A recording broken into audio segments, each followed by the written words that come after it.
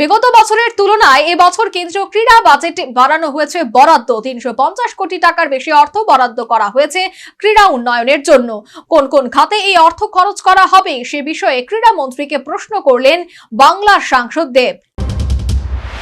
2024-25 কেন্দ্রীয় বাজেট থেকে 2025-26 কেন্দ্রীয় ক্রীড়া বাজেটে 351.98 কোটি টাকার বেশি অর্থ বরাদ্দ করা হয়েছে।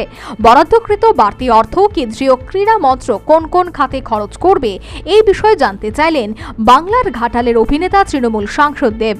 শুধু তাই নয়, তিনি কেন্দ্রীয় ক্রীড়া মন্ত্রী মনসুখ মান্ডবের কাছে জানতে চেয়েছেন দেশের ক্রীড়া উন্নয়নের জন্য কি কি প্রকল্প হাতে নিয়েছে আগামী দিনে কেন্দ্রীয় ক্রীড়া মন্ত্রক। সাংসদ দেবের এই প্রশ্নের উত্তর দিতে গিয়ে কেন্দ্রীয় ক্রীড়া মন্ত্রী ক্রীড়া মন্ত্রকের ওয়েবসাইট এবং খেলো ইন্ডিয়ার ওয়েবসাইট তুলে ধরেন।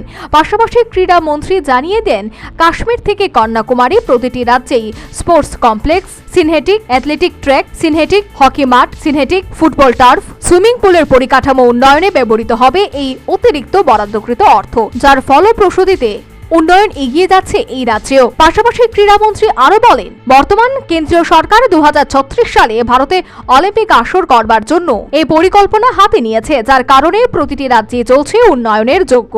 Bureau report, news vanguard.